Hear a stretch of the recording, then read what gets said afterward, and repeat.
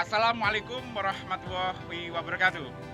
Hai anak-anak, masih bersama saya Ananto Widodo dalam pembelajaran bahasa Indonesia.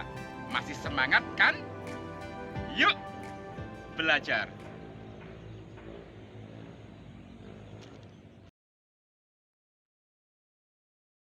Hai anak-anak, masih semangat kan untuk belajar? Baik, pada video kali ini kita masih membahas tentang teks laporan hasil observasi.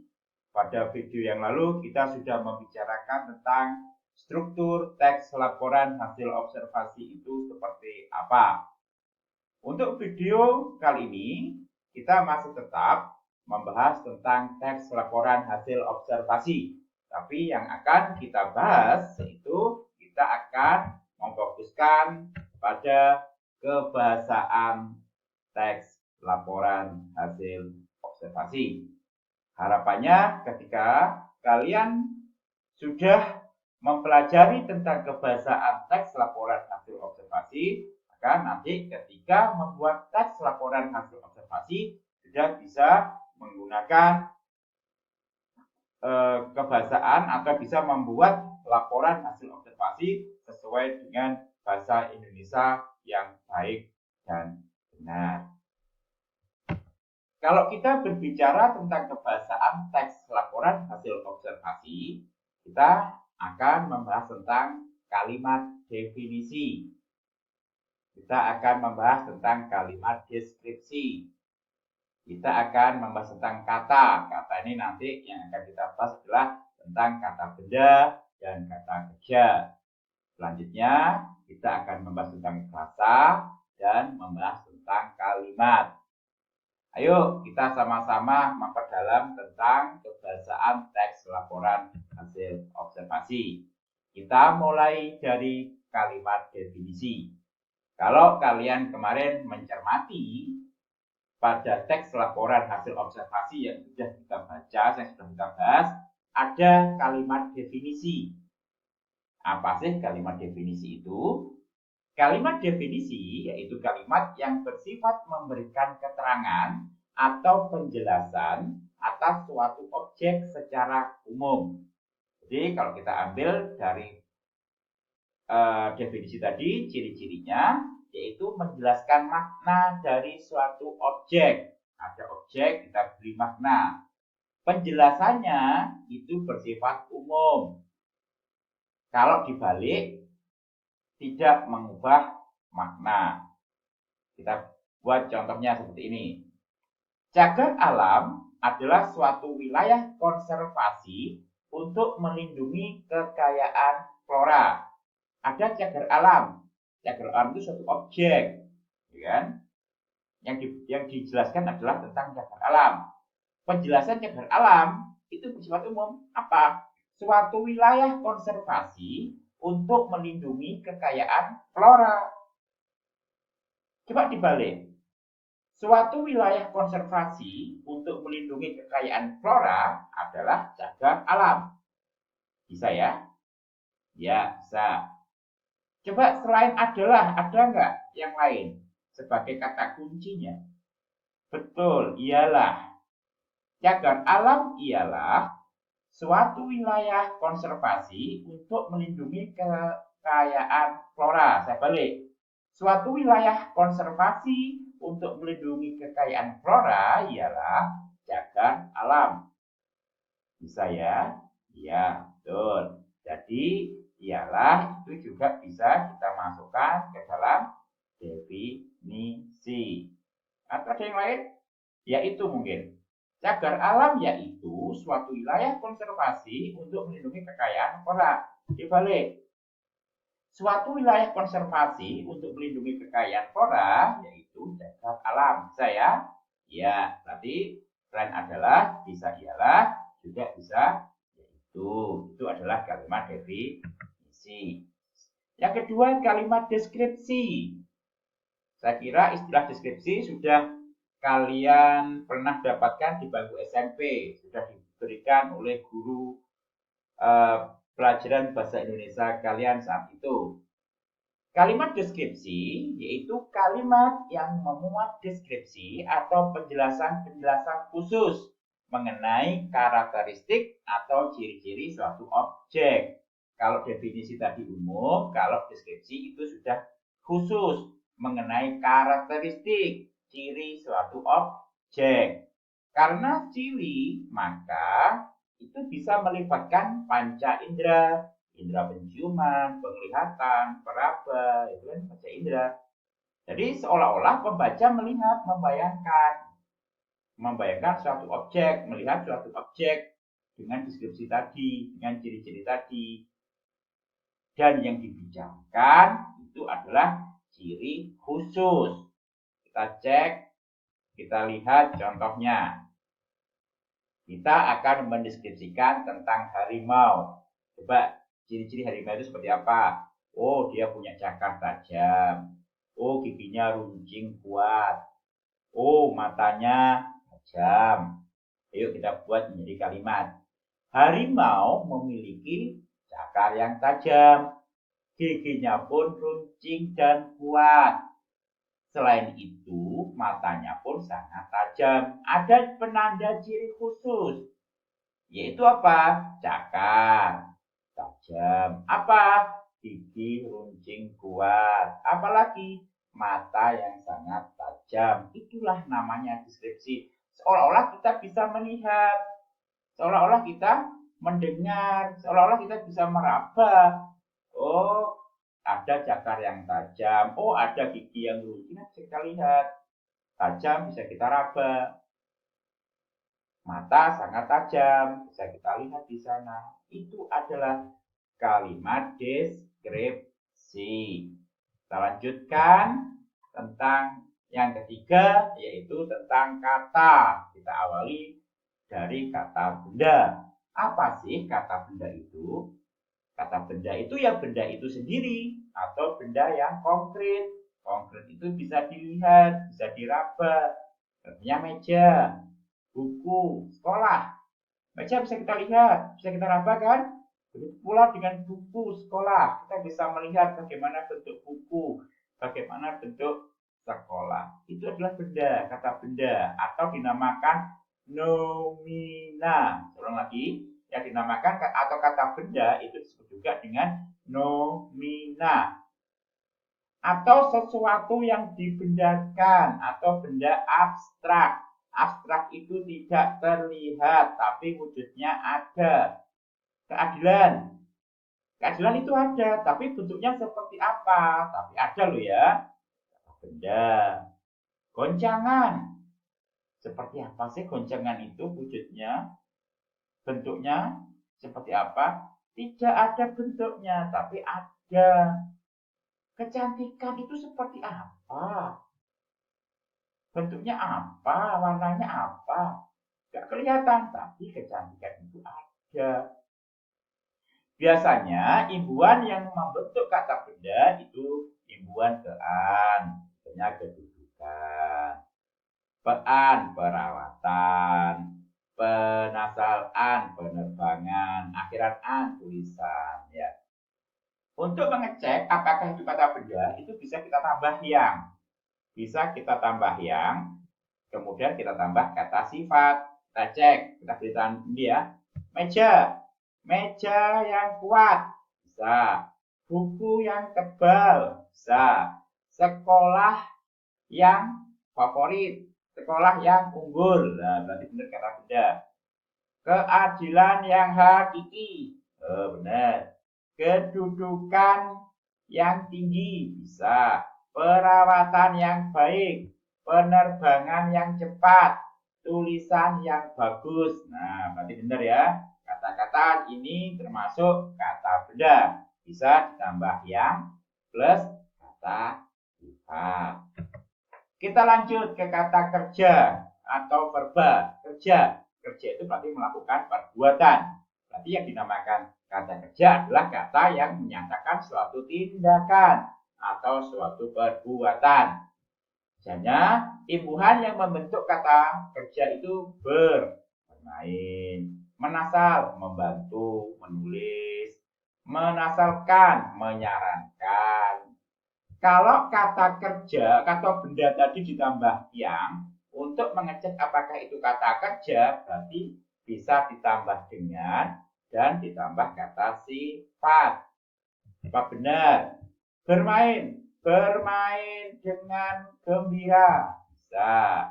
Membantu dengan ikhlas, bisa. Menulis dengan cepat, iya. Tidur, tidur dengan nyenyak, ya. Tidur juga termasuk kata kerja. Mati dengan tenang, nah juga termasuk kata kerja. Paham ya? Setelah kata kerja, kita akan membahas tentang frasa. Apa sih frasa itu? Frasa itu adalah gabungan dua kata atau lebih yang menduduki satu fungsi. Ini kurang ya. Gabungan dua kata atau lebih yang menduduki satu fungsi. Maksudnya fungsi di sini adalah pola kalimat. Pola kalimat itu yang mana? SPOK itu loh. Jadi kalau saya kayak bentuk rumus gitu, berarti frasa itu gabungan dua kata atau lebih yang menduduki satu fungsi, satu pola. Maksudnya seperti apa? Cek contoh. Harimau akan memburu kelinci putih. Subjeknya mana? Harimau. Predikatnya mana? Akan memburu. Kelinci putih adalah objek. Harimau. Berapa kata subjeknya? Satu. Bukan frase, karena hanya satu, maka adalah kata. Akan memburu predikat. Berapa? Satu, dua. Ya kan? Akan satu, memburu dua. Berarti dua kata. Berarti termasuk frasa. Objeknya kelinci putih. Kelinci satu, putih dua. Dua kata. Berarti termasuk frasa. Contoh yang lain. Wayang orang dimainkan dalam hebat. Subjeknya wayang orang. Berapa kata? Satu, dua. Dua kata pada subjek. Berarti frasa. Predikatnya berapa? Satu, dimainkan. Berarti bukan frasa, tapi kata. Dalang hebat. Objek berapa kata? Objeknya dalang dan hebat dua kata. Berarti termasuk frasa. Nah, jadi kalau begitu, kalau kita berbicara tentang frasa, maka kita akan membahas jumlah masing-masing pola, masing-masing fungsi itu berapa. Kalau hanya satu, berarti termasuk kata. Kalau lebih dari satu, berarti dua atau lebih, maka itu dinamakan frasa. Jadi pahami ya. Materi yang ke-6 tentang kebahasaan, yaitu tentang kalimat. Apa sih kalimat itu? Kalimat yaitu satuan bahasa berupa kata atau rangkaian kata yang dapat berdiri sendiri dan menyatakan makna yang lengkap. Atau juga bisa dikatakan kalimat itu satuan bahasa terkecil yang mengungkapkan pikiran yang utuh. Contoh, bunga mawar memiliki bau yang harum. Sebuah rangkaian kata yang memiliki makna yang utuh. Maknanya apa? Oh, ada bunga mawar yang memiliki bau harum. Jadi maknanya adalah bunga mawar memiliki bau harum secara utuh. Mengungkapkan pikiran yang utuh. Pikiran itu apa? Ya bunga mawar memiliki bau yang harum. Itulah yang dinamakan kalimat. Kalimat itu dibagi, ada yang namanya kalimat tunggal dan ada yang namanya kalimat majemuk. Apa bedanya kalimat tunggal? Apa bedanya kalimat tunggal dan apa bedanya dengan kalimat majemuk? Ayo kita bahas lebih lanjut. Kalimat tunggal, tunggal itu satu. Yang terdiri dari satu itu apa? Oh, terdiri atas satu pola. Kalimatnya itu berarti terdiri atas satu pola apa? Berarti ada satu predikat. Dalam kalimat itu ada satu predikat, ada satu subjek, ada satu objek, dan ada satu keterangan. Nah, itu adalah termasuk kalimat tunggal. Atau juga terdiri atas satu klausa. Tapi intinya sebenarnya ada di predikat. Kalau kita berbicara tentang kalimat itu sebenarnya di predikatnya. Kalau predikatnya itu hanya satu, berarti itu adalah kalimat tunggal. Gitu ya. Kalau kita berbicaranya ke predikat, yang menjadi titiknya di sini adalah predikat. Kalau predikatnya satu, berarti itu adalah kalimat tunggal. Dipahami ya? Predikat satu, kalimat tunggal. Itu wes. Ayo kita bahas ini. Bunga mawar memiliki bau yang harum. Bunga mawar, subjek, memiliki predikat, objeknya adalah bau yang harum. Hanya ada satu predikat, yaitu memiliki, kalimat tunggal. Contoh selanjutnya, Dalang memainkan wayang kemarin. Jadi kan cara membacanya kan gitu.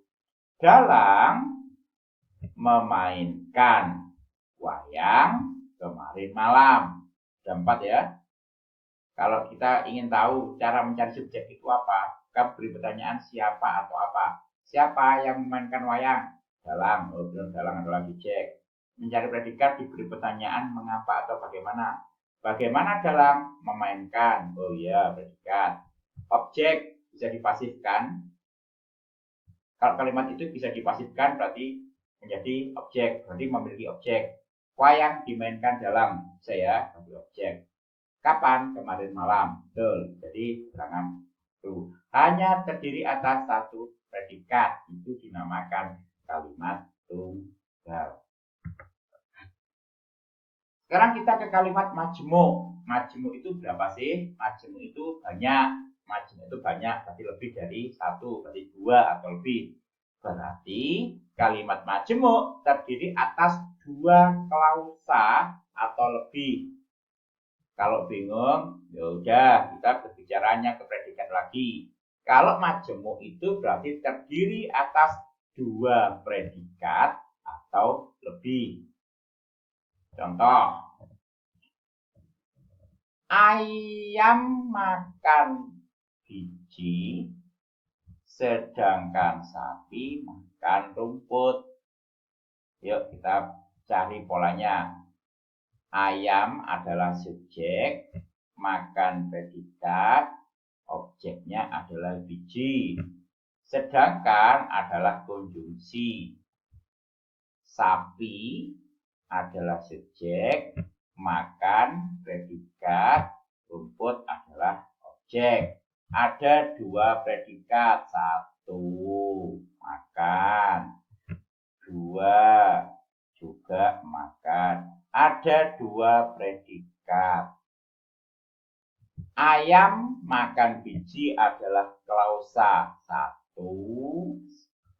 Sapi makan rumput klausa 2. Kedudukan predikatnya kan sejajar, ya kan?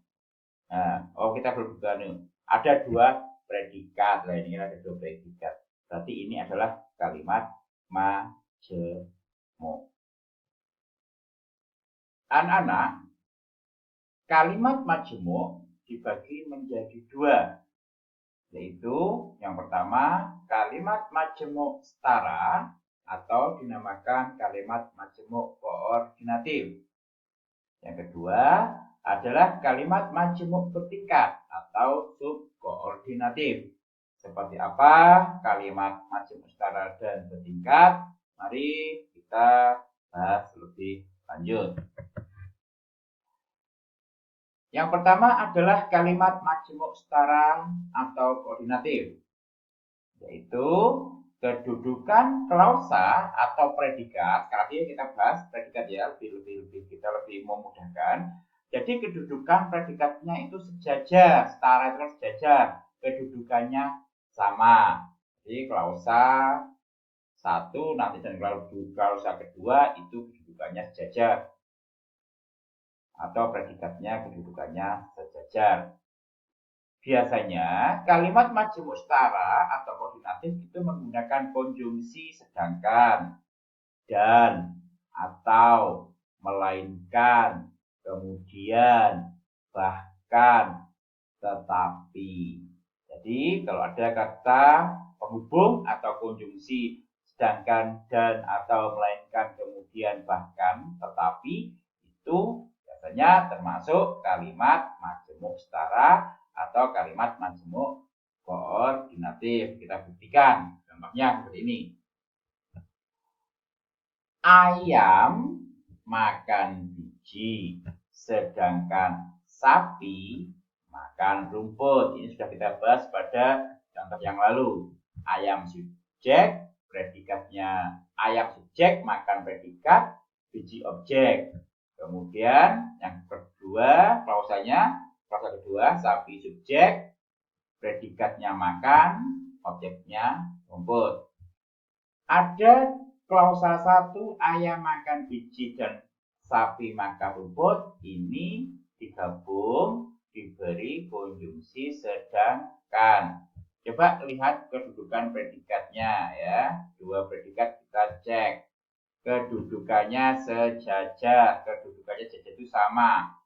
Coba kedudukannya predikat kalau ditarik, nah ini kan lurus.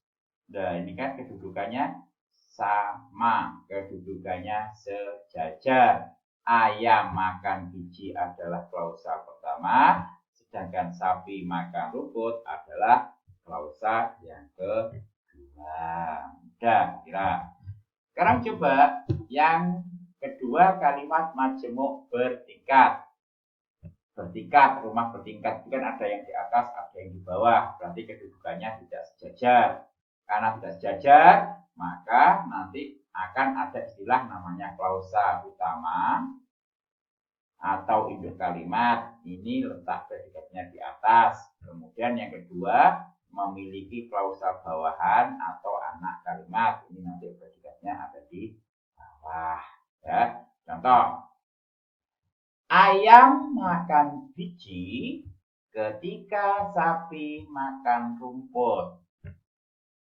Siapa yang makan atau apa yang siapa yang makan biji? Ayam, subjek. Bagaimana ayam? Makan, predikat, objek jadi pasukan, SPU.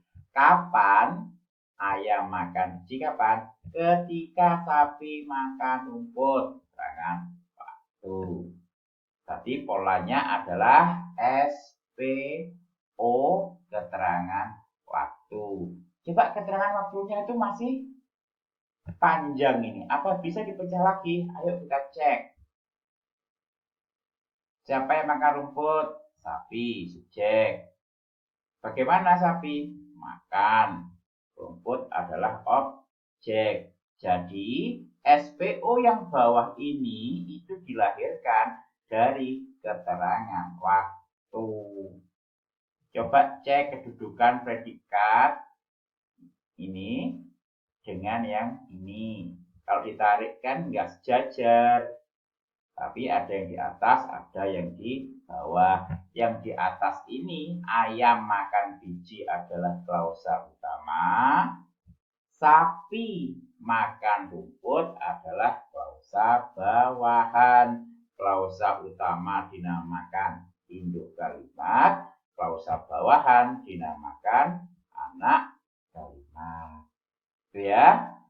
Saya kira mudah, kita banyak mencoba, banyak menganalisis. Kalau kita jarang menganalisis, maka kita akan sulit untuk mengetahui apakah itu kalimat majemuk setara, tingkat, ataukah kalimat tunggal. Jadi pesan Pak Nanto, jangan takut-takut untuk melakukan pembelajaran, untuk melakukan kegiatan-kegiatan untuk menganalisis. Semakin kalian banyak menganalisis, insya Allah kalian akan lebih mudah untuk menjawab atau mengidentifikasi ini termasuk kalimat apa. Baik, terima kasih anak-anak untuk pembelajaran tentang kebahasaan pada teks laporan hasil observasi. Tetap semangat belajar.